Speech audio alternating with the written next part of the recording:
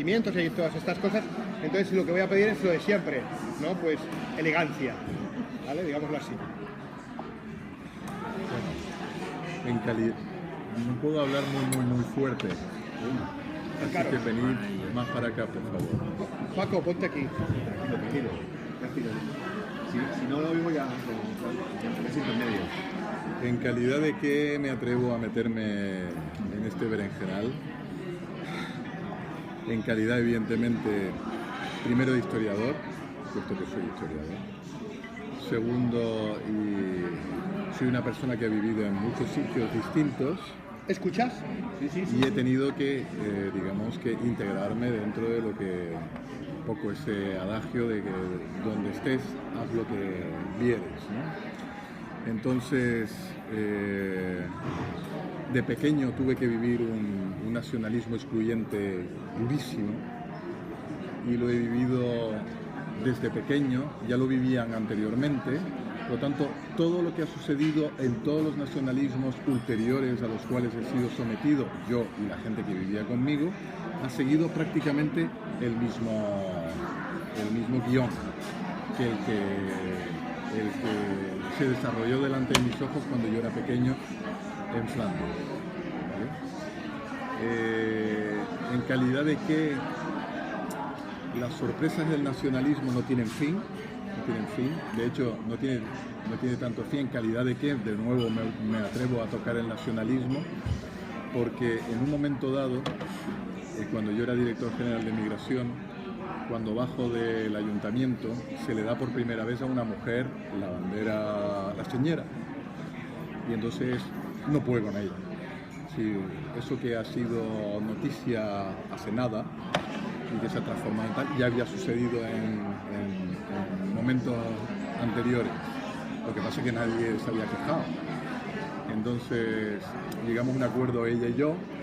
Cuando ella no podía la cogía yo, y cuando ya podía la volví a coger, y luego tuve que ponerme delante de ella para que pudiera apoyarla de alguna manera sobre mí para ir y llegar al Te Deum de la catedral.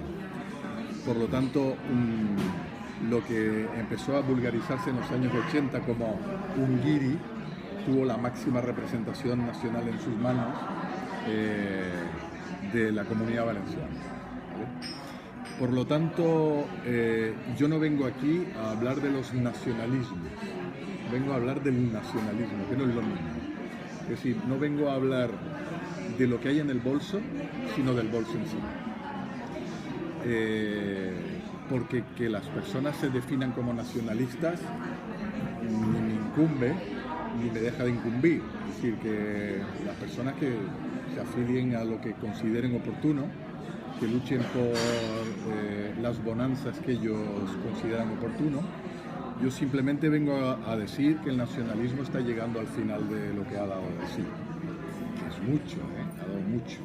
El nacionalismo en cuanto a, digamos, elemento político humano. Es decir, de hecho, ya no está creciendo hacia arriba, sino que está creciendo hacia abajo. Es decir, ya no son grandes países los que pretenden ser nacionales, sino pequeñas regiones.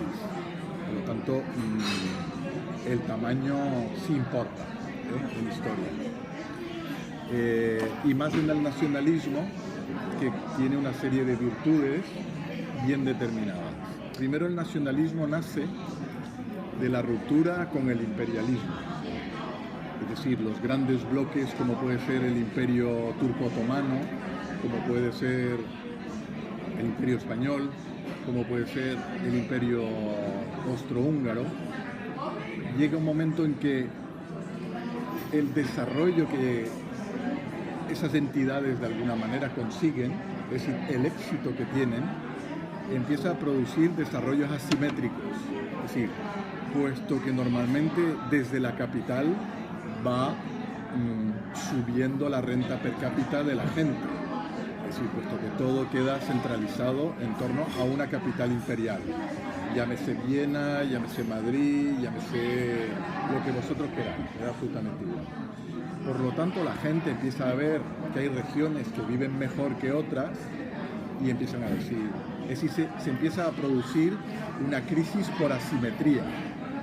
Es No, en realidad, por tener éxito, ese reparto de éxito se hace asimétricamente. Por lo tanto, empiezan a nacer una serie de burguesías, porque nacen las burguesías en todo, incluso en las periferias, que quieren tocar dinero o fuerza, y si quieren tocar fuerza y todo esto, tienen que marcharse y ser representativos de sus regiones en las capitales. Pero como los medios de comunicación son todavía muy lentos, pues la gente no se siente representado por sus adalides. Por lo tanto, pues el descontento tiene que fraguarse en torno a una serie de elementos determinados. Es fundamentalmente una razón económica la que siempre hace avanzar el mundo. Por lo tanto, el reparto económico también es asimétrico. El reparto de los desarrollos científicos son asimétricos, por lo tanto se produce todavía más asimetría a medida que va avanzando, y se responde desde el centralismo en vez de una distribución cabal a través de una idea que es absoluta. Es decir, tú tienes que obedecer al máximo representante de todo el imperio y te mando el ejército. En vez de fomentar las estructuras para redistribuir con corrección, porque el ser humano tiende a discriminar de manera efectiva y real siempre. ¿Por qué? Porque no queremos que la distribución de la riqueza sea simétrica. No lo queremos. Si no lo hemos querido nunca, y cual sean las entidades grandes o pequeñas, pues no son colaboracionistas. Bien, es verdad que el nacionalismo gira en torno a una época que reconocéis perfectamente, tanto artísticamente como a nivel político, a nivel real, que es el romanticismo, ¿okay? Que además es un poco extraño en el sentido de vive deprisa para morir joven, ¿no? Un poco el lema de los Who. Entonces, los tres primeros países que se unen en torno a lo que va a fundamentar el nacionalismo inicial, que es el espíritu nacional. ¿Qué es el espíritu nacional? Pues el desarrollo subjetivo de la religión, el territorio, una cierta tradición, digo bien, y es importante una cierta tradición y no otra, es decir, habría podido ser válida cualquier otra. Por ejemplo, ¿por qué en España, me refiero al nacionalismo español, no es importante la ocupación árabe? Si se ha saltado los 500 años y a la luz de ello es más normal. Es decir, porque no interesa a la burguesía que en un momento dado quiere reconstruir España después de la caída imperial, pues no le aporta. Es decir, el grupo que vive en ese momento en lo que se llama la península ibérica no tiene nada de musulmán, no tiene nada de árabe, por lo tanto no incluye esa parte en la historia que pretende unir al pueblo. Otro de los elementos fundamentales es la bandera, el himno y la historia, ¿vale? Y la lengua, el idioma, ¿vale? Que si fuéramos cabales, inteligentes, razonables y todo esto, llegaríamos a una conclusión evidente. Si hubiera un solo idioma en el mundo entero, podríamos hablar con todo el mundo. Porque en realidad un idioma solo sirve para eso, para comunicarse. Por lo tanto, se le da valor a un idioma, a una bandera, a un territorio, a un espacio bien determinado y subjetivo. Otro de los elementos fundamentales. Y ser subjetivo ni es bueno ni es malo. Es decir, yo no entro, yo soy historiador, soy neutral. Es decir, yo digo qué utiliza la burguesía para poder establecer una nueva forma de funcionamiento territorial con una población que se ha quedado desgajado de 4 o 5 grandes imperios. Entonces, los tres primeros genuinos que nacen son Polonia, Bélgica y Grecia, ¿vale? Y ni siquiera son iguales entre sí, utilizan los mismos medios, pero Polonia es uniforme, Grecia no lo es y Bélgica lo es menos todavía. Porque son modernos. me refiero No en el la siglo Grecia, XIX. no la Grecia. No, en el siglo XIX. Es decir, Vale, vale, siglo XIX. 1830, para hacernos una idea. ¿Vale? Pero utilizan la misma metodología, porque en realidad el que va a mandar sobre el pueblo tiene que pasar un pacto tácito. Y el pacto tácito es el siguiente: yo voy a promover la riqueza de mi región, además me postulo por encima de cualquier otro porque soy de aquí, que es un agente perverso, tanto positivo como negativo. Perverso porque no deja de crecer, es decir, el primero que se presenta como siendo yo soy más que tú, lo que está promoviendo es que cuando él muera se presente que diga es que yo era más que el primero, y así sucesivamente, hasta que se agota el modelo, que es a lo que estamos llegando en estos momentos. Otra cosa, la manifestación nacionalista en un país como España, Bélgica, Inglaterra, Francia, Luxemburgo, para utilizar tal, no difiere en nada de la manifestación nacionalista escocesa, catalana, valenciana, andaluza, canaria. Es decir, quieren lo mismo. La única gran diferencia es que unos lo han conseguido y otros no. ¿Vale? Pero utilizan el mismo sistema. Esta discusión es completamente vana en el que no es que Madrid tiene más derecho que Barcelona, no, ni lo tiene más ni lo tiene menos, es decir, es que no hay derechos, es decir, tendrás derecho cuando lo consigas, pero cuando justifiques por qué lo consigues. Es decir, cuando el objetivo, para hacer referencia a lo que he dicho anteriormente y al arte de la guerra, un mal objetivo, una mala estrategia da malos resultados. Ya está, me da absolutamente igual que vengan de izquierda, que vengan de derecha, que venga de arriba, que venga de abajo. Curiosamente, los nacionalismos secundarios, vamos a llamarlos así, los que no han podido todavía conseguir, son contradictorios entre sí. Es decir, que los escoceses digan es que yo he sido independiente durante no sé cuánto tiempo y llegado a ser país, falso, porque no han llegado a ser país jamás. Es decir, han sido una serie de clanes que han luchado en contra de los ingleses, sí, pero no han sido países. ¿Han tenido reyes? Sí, pero nunca han sido reconocidos por todos los escoceses. Por lo tanto, tal como conceptualizamos nación en el siglo XIX, Escocia jamás ha sido nación. Lo que sí ha sido es imperio. El imperio británico, ¿vale? Británico, porque han atacado Afganistán, han invadido India con el sonido de las cornamusas. Y en ese momento no se sentían escoceses. Tanto es así que perdieron el gaélico. El único sitio donde se sigue hablando gaélico ahora mismo de manera genuina es en Gales y no en todos lados, pero en Gales y en la parte de Cornualles. Ahora se está resucitando a marcha forzada el gaélico por pequeños grupos sociales, que siempre es la misma dinámica. Es decir, la burguesía lentamente, cuando ruptura con el imperio, es cuando en realidad la nobleza ya no tiene nada que ofertarle. Es decir, ya son nobles ellos, puesto que lo han comprado, el dinero lo controlan ellos. Tanto es así que os recuerdo que hasta la reina Victoria, Inglaterra está en manos total y absolutamente de los trusts privados. Es decir, la compañía de la West India es la que con monopolio dirige todo el imperio británico. Es decir, el rey Jorge IV es el que consigue que arrancarle el monopolio a eso, y haciendo miles triquiñuelas que pasan por los asesinatos, hacer saltar las oficinas en Londres, miles de cosas muy poco políticas. Pero que la burguesía en un principio es bastante mala a la hora de gestionar los países.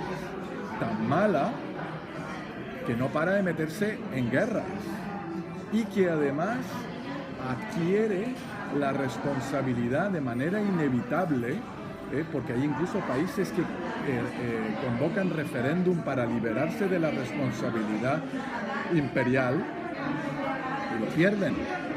Es decir, Bélgica convoca un referéndum imperial para rechazar lo que Leopoldo II le cede a su muerte al país, que es todo lo que será el Congo, Ruanda, Burundi, porque consideran que es un país muy pequeñito y que no tiene la capacidad de gestionar pues, ese territorio tan inmenso que hay en África. Y además tan mal gestionado, no hay que olvidar. Por lo tanto, esa lucha contra el imperio, hasta en eso fracasan, puesto que terminan asumiéndola, porque no pueden parar el tren. Es decir, Inglaterra se vuelve imperial, Francia se vuelve imperial, Alemania o Prusia en su momento se vuelve imperial, o lo intenta al menos porque es la última que llega al reparto mundial. Por lo tanto, los nacionalismos se transforman en algo que no querían ser. Por lo tanto, ¿qué querían ser inicialmente? Esa revolución romántica es una revolución de una redistribución democratizadora de lo que es Europa, respetando las nacionalidades de los pueblos, ¿vale? La religión no importa en ese momento, las lenguas tampoco, y sobre todo una cosa fundamental, el factor racial no importa. Y ahí encontramos en aquel momento, en absoluto. De hecho, la culpa de que se imponga el factor racial en Europa es culpa de los americanos, en concreto de Wilson Woodruff. Visto lo que pasa, porque el problema es territorial, es decir, si bien los imperios se han caído, la burguesía hereda del deseo de recrear los imperios. Es decir, a pesar de no ser la nobleza, ellos dicen, coño, yo he sido enorme, por lo tanto quiero recrearlo. Y empieza una serie de países a empujar toda la maquinaria a través Claro, entonces tú lo que dices, a ver si te he entendido, es que hay, digamos que el nacionalismo nace como una reacción contra el imperialismo, pero después se pervierte a sí mismo y se convierte en el nacionalismo imperialista. Efectivamente. ¿Y desde dónde se pervierte? Se pervierte de una idea positivista, digo, ese reparto liberal de lo que es Europa, en el que factor racial o lingüístico no tiene importancia, y de hecho es el momento en que se pone en marcha toda una serie de intentos para encontrar un idioma que permita a los europeos entrar en contacto y que va a morir en el esperanto. Por lo tanto, hay un deseo de comunicación evidente. La perversión imperialista es la que va a romper de nuevo Europa. Por lo tanto, los que inventan el nacionalismo es en la primera fase, esa repartición en nación. Pero la segunda fase es unirnos en lo que somos ahora, la Unión Europea. Es decir, quieren reunirnos al margen de las guerras, al margen de todo lo que ha pasado y todo ese tipo de cosas, y quieren ir un paso más allá. Es decir, reconstruir Europa desde un aspecto poliédrico. ¿Vale? Pero se fracasa. Se fracasa porque se impone la monarquía en muchos de los países, no deja de seguir representando los hábitos y las locuras de la nobleza, por lo tanto se la transfiere a la burguesía, que se transforma en la nueva nobleza en cuanto a sus vicios, ¿vale? Y luego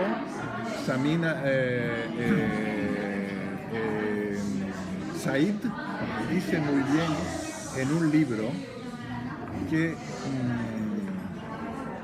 la justificación de Europa para poder colonizar el resto del mundo es la transferencia cultural, ¿vale? Es decir, no hay que olvidar que la revolución industrial es muy interesante el siglo XIX, estudiarlo muy bien, porque la mitad del siglo XIX vive todavía en formas y modos de lo que es la historia moderna, y sin embargo el final del siglo XIX, la revolución es tan grande y los exploradores que empiezan a encontrar por todos lados, los franceses por ejemplo se basarán en esparcir su cultura en Asia sobre un descubrimiento totalmente casual en Camboya, que son las edificaciones de la cultura Khmer, ¿vale? Lo que es Angkor Wat.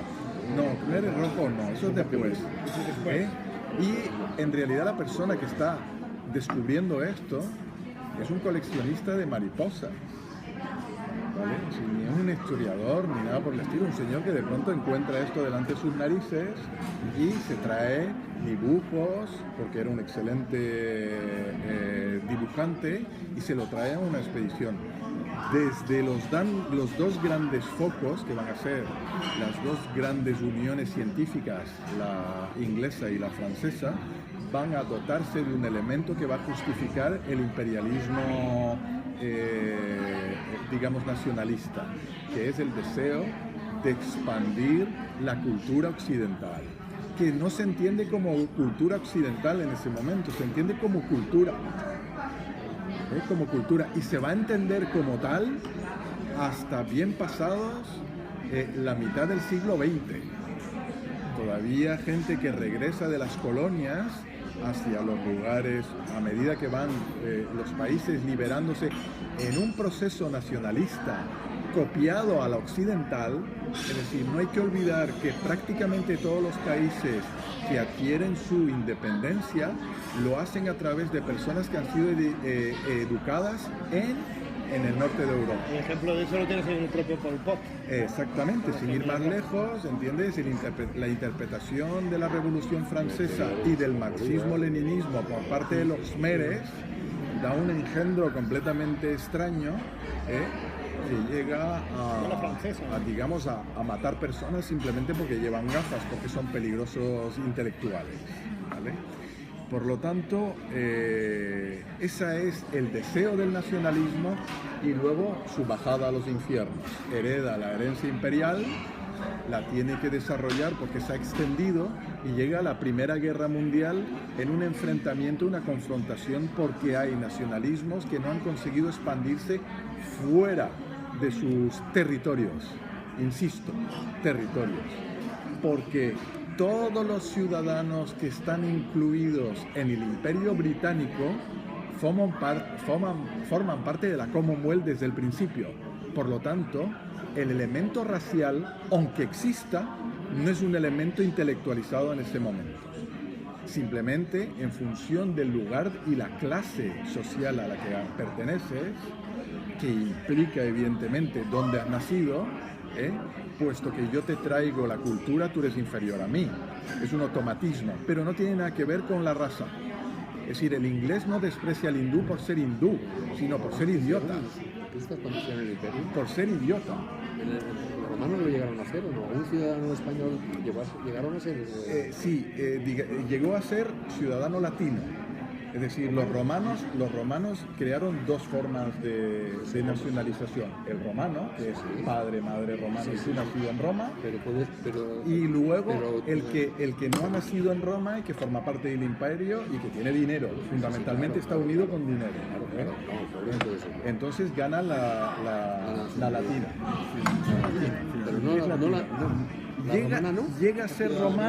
Llega a ser romano si entronca con las familias originarias de Roma. No hay que olvidar que nosotros emitimos un emperador de Hispania, emite un emperador que es Trajano, ¿vale? Él es romano, sí, termina por crear familia, ¿no? De la misma manera que otras familias que emigran a Gandía, pues de Gandía más bien y terminan en los bancos, en el papado y tal, no sé cuánto, evidentemente son indisociables de la historia italiana. ¿En el Imperio Español no se dio eso? En el Imperio Español no, porque se conquista en el nombre del rey y de Dios. Por lo tanto eres súbdito del rey, pero nada más. Eres propiedad real. Que no digo que los ingleses no actúen de la misma manera, pero no odian a los indios porque sean hindúes. Pero tú cuando lees aquí militar ya ves que hay un carácter excluyente.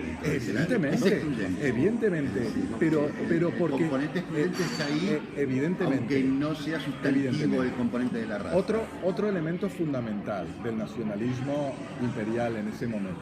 No se puede hablar de imperialismo británico, sino se debe de hablar de imperialismo burgués británico, que no es lo mismo. Es decir, la gente de Fulham, que es un lugar de Londres absolutamente deprimido en el siglo XIX y todo esto, vive en condiciones absolutamente tan abominables que una persona de Bangladesh. Por lo tanto, no tiene ni idea de lo que puede estar sucediendo en el otro lugar del mundo, salvo que se apunte al proceso colonizador. ¿Vale? Entonces sí, empieza a formar parte de un movimiento bien determinado. Entonces,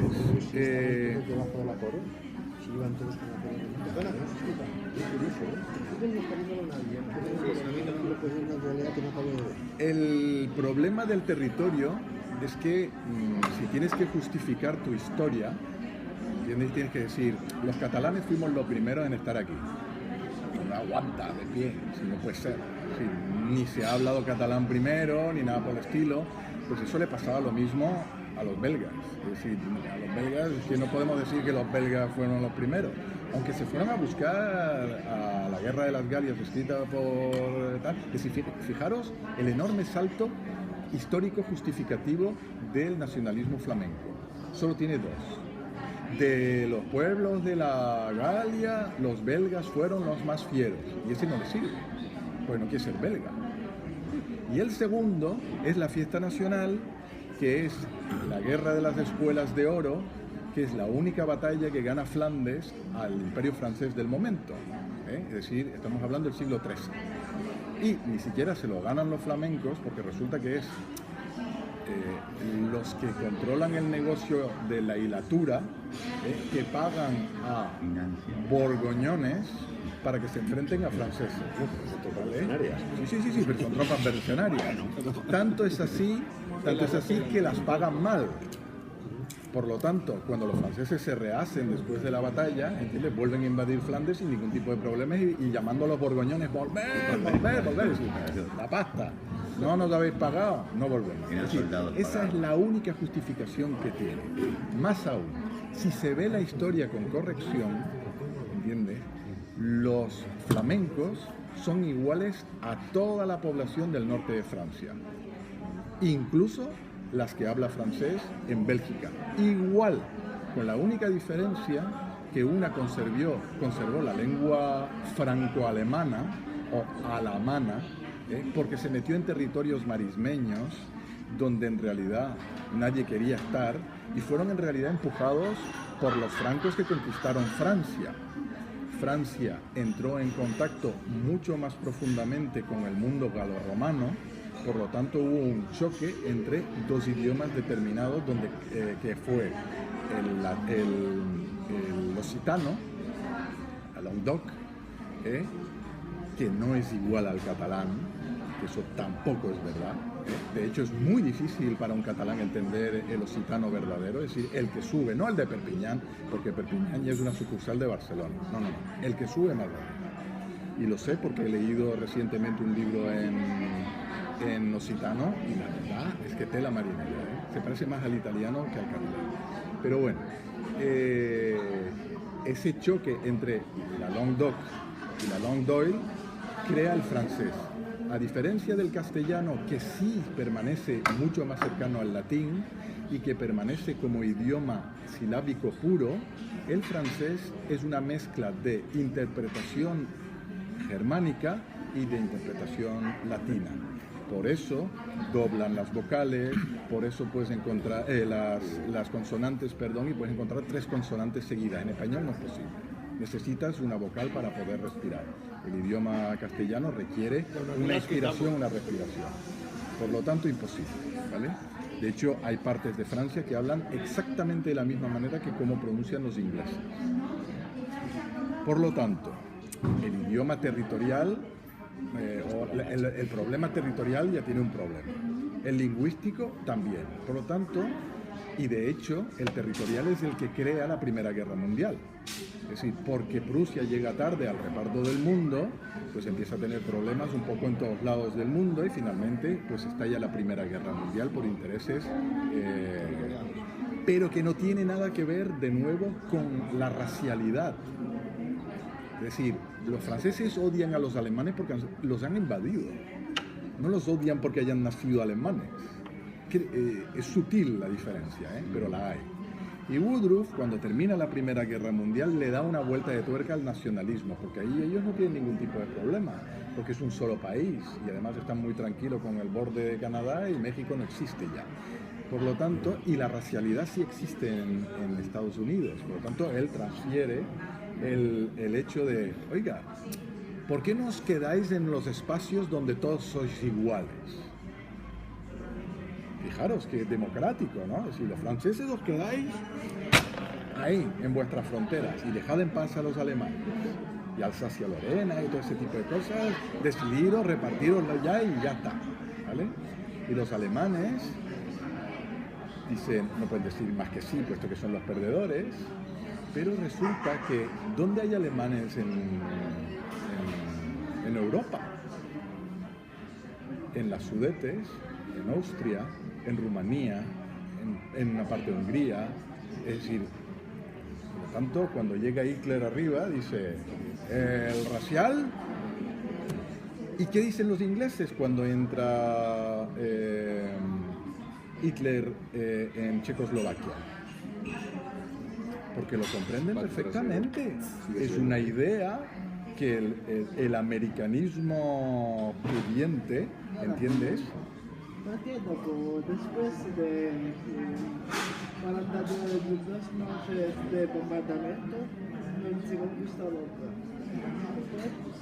No te he oído bien, perdona. Repite la pregunta, Andreas. ¿Por qué después de 42 noches de bombardamiento se conquistó Londres? Que después de 42 noches de bombardeo, ¿Quién se conquistó Londres? ¿no se conquista? Londres. Londres. Ah, bueno, no, Egipto. claro. No, pero eso estamos llegando. Es decir, Inglaterra no ve ningún tipo de problema porque el momento racial se ha impuesto. Sí, y además le justifica. Le justifica mucho mejor que el nacionalismo anterior, el territorialista. Es decir, Mucho más cerca se ha repetido. a medida de que tú vas llenando la India de ingleses, la puedes ir reclamando tuya. Cuando cae el telón de acero y se destruye el mercado alemán, su patio trasero sigue siendo la parte la parte de Austria, Exactamente. y todos los países, Checoslovaquia, Hungría, todo eso es mercado alemán, 100%.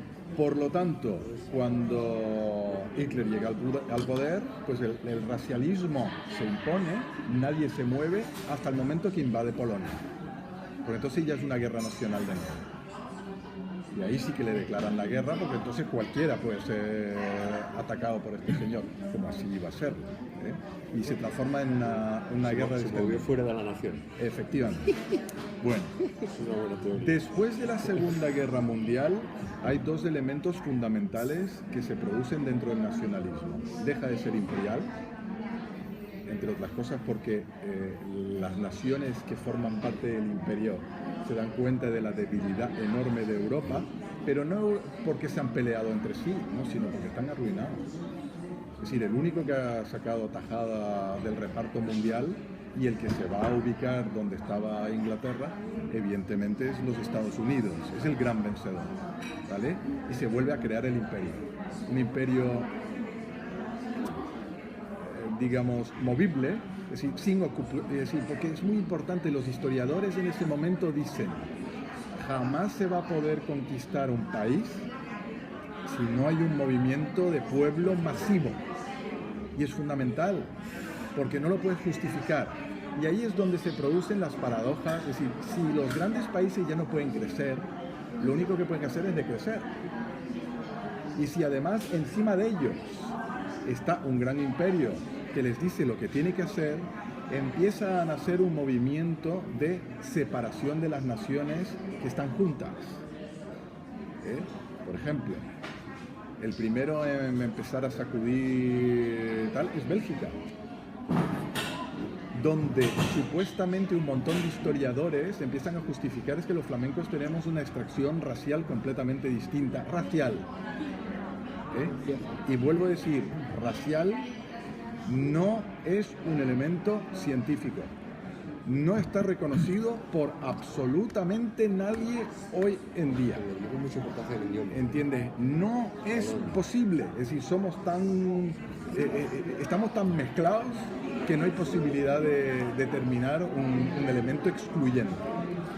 Pero como podéis ver a lo largo de todo lo que he estado diciendo, hay un elemento altamente subjetivo, que es la pertenencia a un colectivo, que esa es la otra parte. Es decir, el pueblo se pone al servicio del Estado, perdiendo su libertad individual al principio, que ahora se vuelve a rediscutir lo que es la independencia individual, pero en un principio el pacto, el Estado va a cuidar de mí y además lo va a hacer mejor que el imperio, puesto que está más cerca. Es decir, la diferencia que pueda haber entre Valencia y Alicante es menor que la que podía haber entre Madrid, me refiero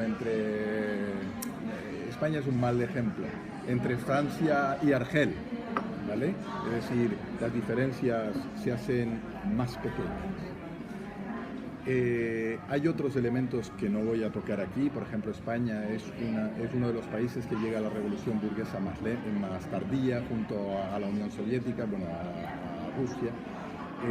Pero fundamentalmente vemos que los elementos que elige para hacer el pacto con el pueblo son discutibles todos y pueden sustituirse por cualquier otro. Esa es la enorme ventaja del nacionalismo, puesto que renace, por lo tanto es subjetivo y es adaptativo, ¿vale? El problema es que dentro de un proceso, y aquí voy a terminar porque si la gente ya se explaye, dentro de un proceso de globalización, el Estado ya no tiene la capacidad de responder a las necesidades tan complejas de la sociedad en la que vivimos.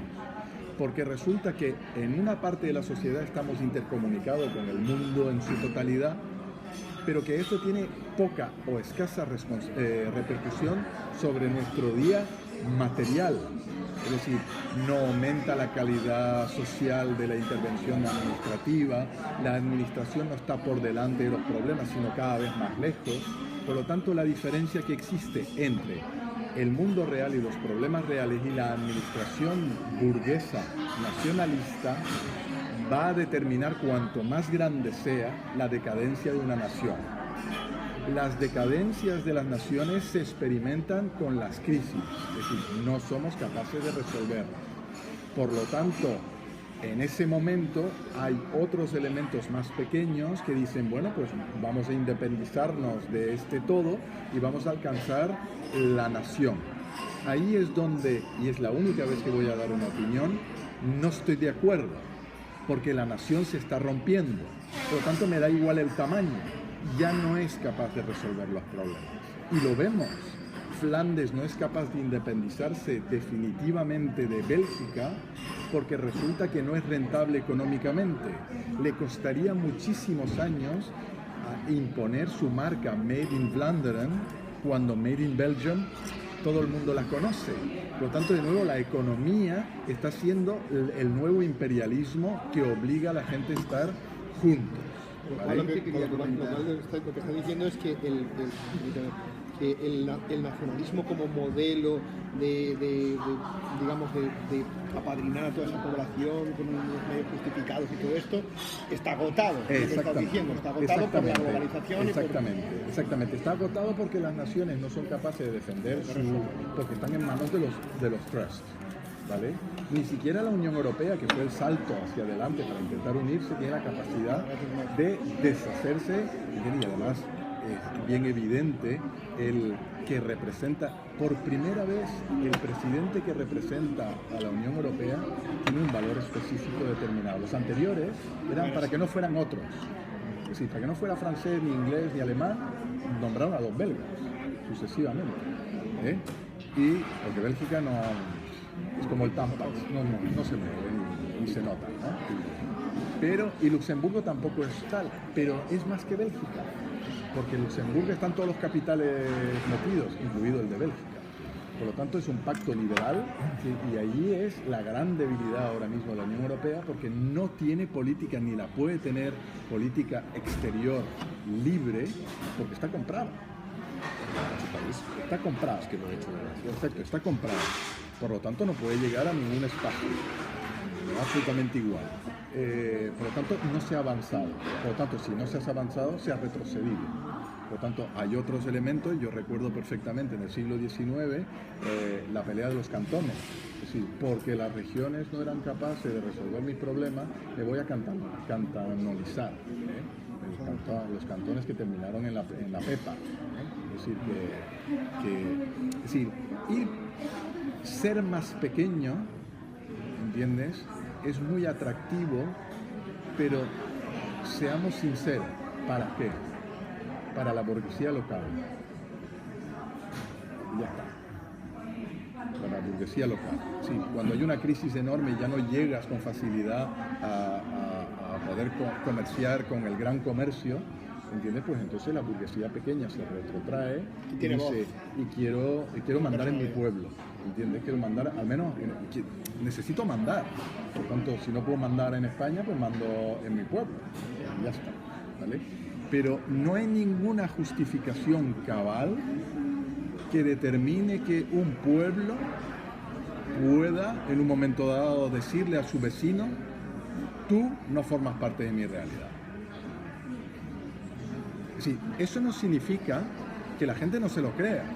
Por lo tanto, ahí termino, y es que el nacionalismo tiene un componente emocional terrible. Y me iría más lejos. El componente nacional tiene ese componente emocional que raya la fe. Y la fe no se discute. Es decir, o se acepta o se rechaza. Y de hecho, cuando veo nacionalistas flamencos, de izquierda ya no hay, es decir, todos son de extrema derecha, porque el nacionalismo, si el mensaje es los gaditanos no forman parte del este de España, pues es un mensaje excluyente y altamente conservador, porque solo estas personas son meritorias. Por lo tanto, hay un paso todavía más incoherente que ser nacionalista y de izquierda. Es decir, eso es altamente incoherente. Entre otras cosas porque si eres marxista, evidentemente luchas por el pueblo, no por los pueblos. Por el pueblo. Y tu lucha es fundamentalmente clasista, es decir, de clase. La gente que tiene menos frente a la gente que tiene más. Puesto que ya no es obrero burguesía, sino que ya es más tarde. Por lo tanto, que seas conservador, que seas de derecha y que seas nacionalista, es coherente. Es coherente. Porque no pueden llegar a ser internacionalistas. Es decir, de nuevo necesitan, ¿entiendes?, un espacio donde poder moverse. El internacionalismo se ha hundido con la Unión Soviética, es decir, desapareció, y lentamente por la lucha de clase y por la asimetría que se está volviendo a producir en Europa, está renaciendo. Y el que no lo vea está ciego, Es decir, incluso los de Podemos están terriblemente ciegos, porque están actuando, ¿entiendes?, en la trastienda. Porque desde luego, algo que me llama poderosamente la atención, con todos los millones de personas que están con trabajos abominables, con un abuso increíble dentro de lo que es la estructura y que produce ineficacia, produce enriquecimiento. Si la eficacia es el enriquecimiento, desde luego produce enriquecimiento y eficacia. Pero si la eficacia es otra cosa, es decir, conseguir cohesión social, estabilidad para hacer negocios, para poder crecer, para incluir a personas, desde luego nos hemos equivocado completamente. Abrimos una rueda de opinión, ¿te parece? ¿Queréis empezamos por aquí, hacemos una rueda? Una cosa, simplemente, ¿cómo pueden llegar a ser incoherentes los nacionalismos? Es que Bélgica, por la obligación de la mayoría flamenca, no ha reconocido Kosovo. España ¿Podéis decir por qué? España ¿Por qué? No puede. porque es una incoherencia. Sí, reconocen, efectivamente. Pero España, al menos es una nación conseguida, pero Flandes no. Y Flandes no quiere reconocer Kosovo. ¿Por qué? Yo lo digo. Porque resulta que Kosovo lo han pedido los albaneses porque resulta que son mayoría. Es decir, han invadido de manera pacífica el Kosovo serbio. Lo que está sucediendo en Bélgica es que Bruselas y los francófonos están invadiendo todo lo que es la Flandes circunscripta a, y viene en contra de su propio nacionalismo. Por lo tanto, va en contra de su territorio, es decir, su concepto racial. Por lo tanto, no aceptan el aspecto territorial, por lo tanto Cataluña no puede decir, no, es que yo soy este territorio, entre otras cosas porque es mentira, porque tendría que incluir Aragón y en primera persona, ¿entiendes? Es decir, el concepto territorial, por eso y en ello me baso, es decir, los 5 elementos que he nombrado, religión, territorio, raza, idioma y fe, en todas ellas, 3 o 4 ya no sirven. Y os digo, otro de los nacionalismos terroríficos que hay a nivel de Estado es Francia. Y está fracasando en su nacionalismo porque la gente que ha venido de fuera ha traído nuevos usos. En vez de aceptarlos como propios, lo que ha querido es aislarse de ellos. Es decir a esta gente, yo solo te reconoceré francés si tú eres un perfecto francés. Y resulta que toda esta gente en la tercera generación se comporta perfectamente como franceses, pero se olvidó una cosa fundamental que tenía que convencer a los franceses de verdadera, es decir, los verdaderos franceses, entre comillas, lo de verdadero. Por lo tanto, todo precepto de integración y de cohesión social tiene que integrar a todo el mundo. Por lo tanto, el concepto nacionalista es un fracaso absoluto en términos de inclusión de poblaciones extrañas o alienígenas, como se quieran llamar, ¿no? Se llaman alienígenas en inglés. Es decir, es imposible. Por lo tanto, todos los modelos de integración han fracasado y han fracasado porque nuestro modelo nacionalista es excluyente de base. Y ya está. Por lo tanto, habríamos avanzado hacia otro modelo de inclusión si a estas personas, pasado 3 generaciones, que ya es mucho, en Francia ya son 5, en Bélgica 6 en algunos casos, estas personas no actuar de manera antropocéntrica y decir, por ejemplo, porque en un supermercado en Bélgica encuentras todas las comidas posibles para realizarla en el mundo. Eso es un avance, no un retroceso. En España tú no encuentras eso. Yo recuerdo cuando pedí por primera vez un mango en el mercado. ¿Mango? ¿Qué es eso? No se sabía, por lo tanto, otro de los elementos fundamentales para subir el nivel es la formación y la información. Bueno, hacemos rueda. Una cosa que no entiendo, se está diciendo que el nacionalismo Más alto que Cristina. vamos, está decadente. ¿Qué tipo de nacionalismo? El francés no. El francés ha fracasado. Pero ¿por qué ha fracasado? Es decir, ha fracasado, es decir, se sienten amenazados, por lo tanto ha surgido un partido neofascista, es hiperextremo, que no tiene nada que prometer más que una cosa muy sencilla. Yo soy francés antes que tú. Porque ha fracasado el modelo nacionalista, insisto. Es decir, eso no significa que haya gente que no quiera ahondar más en el fracaso. Yo no tengo ningún problema. Es decir, ¿por qué en Bélgica el nacionalismo flamenco es de extrema derecha? Pues porque el mensaje es excluyente. Y entonces, en vez de tener copia, es decir, ¿quién empezó siendo nacionalista en Bélgica? Los socialistas. Vamos a hablar de nacionalidades. ¿Entiendes? Nosotros somos una nación. Tenemos un idioma, tenemos un origen. Venga, buscar el origen. ¿De dónde carajo salimos? Es decir, ya está.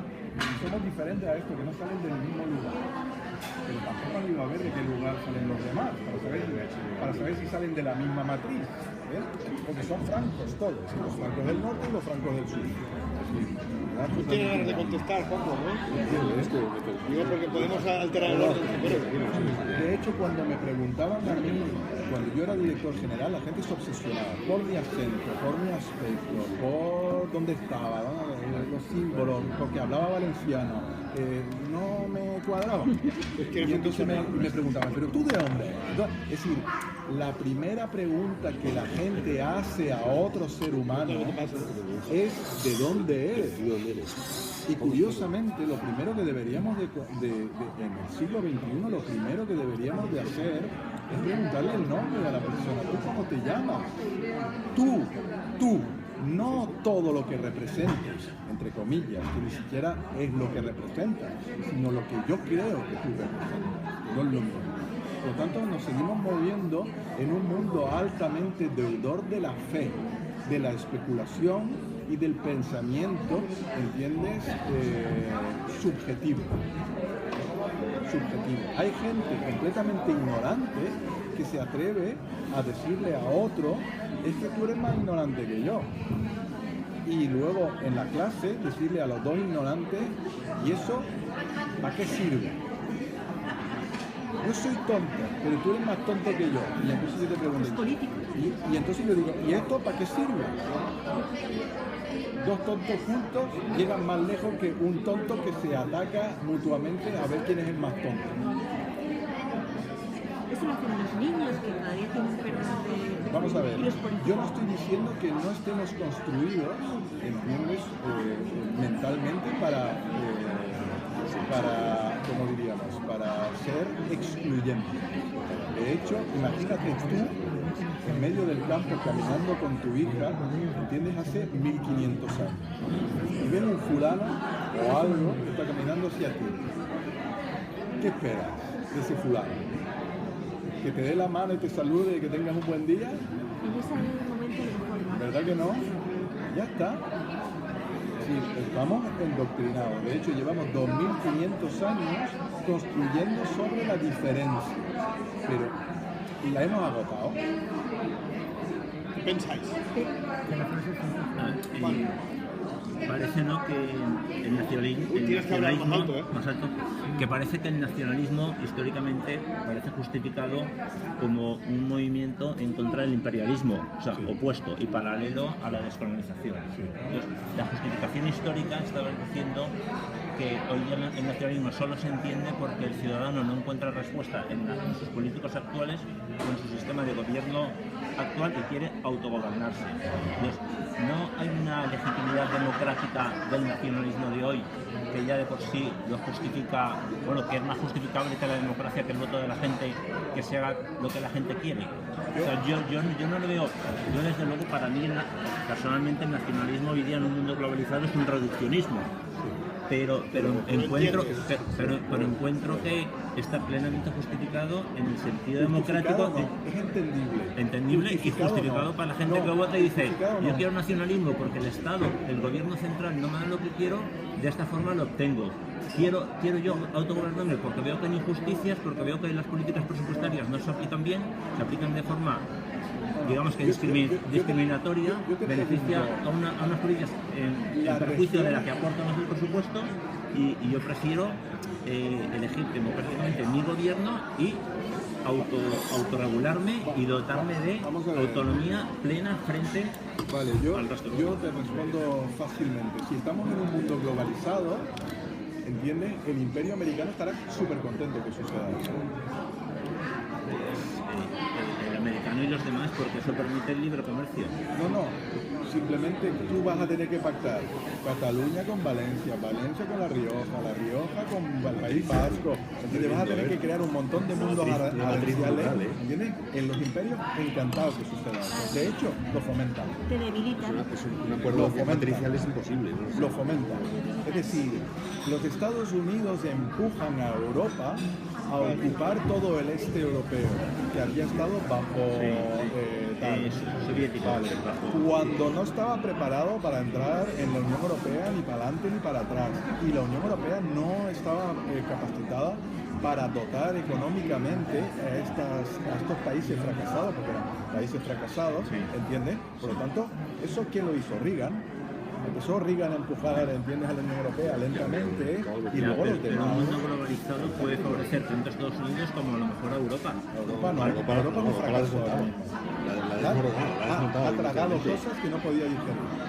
Rumanía es el ejemplo, y Bulgaria el perfecto ejemplo, ¿entiendes?, de países que no funcionan los más mínimos y que están a 2 puntos de revoluciones populares. Pero a 2 puntos, ¿eh? Y te estoy hablando de revoluciones tipo Ucrania. Sí, pero eso que, o sea, ¿qué tiene que ver con el nacionalismo? Pues con el nacionalismo, vuelvo a decir, primero que la división territorial demuestre que la gente vaya a funcionar mejor. ¿Por qué? Eso es lo que tenemos. Bueno, apuestan por eso. Pero No se sabe todavía. ¿Qué dices, Santi? ¿Qué opinas? Opinión. Es decir, vamos a ver, democráticamente tendemos a confundirlo con acierto. Sí. No. Sí, Democráticamente nos hemos equivocado sin parar. Pero sin parar, ¿eh? De hecho, Hitler llegó democráticamente al poder. ¿Quién? Hitler llegó democráticamente al poder. Sí. Un segundo, que Javi quiere expresar su opinión porque se marcha la onda. Yo creo que quizá es, como dice, estoy a favor de que pretende explicar el nacionalismo frente al... ¿Lo oís? Creo que quizá pretende explicar el nacionalismo frente a los nacionalismos grandes y robustos de países grandes. Pretende explicar el nacionalismo. Y quizá están en estos test globales. Y en el caso de España creo que quizá, en mi opinión, que quizá es la solución a un problema, pero una solución opaca, no transparente. Es decir, quizá te vende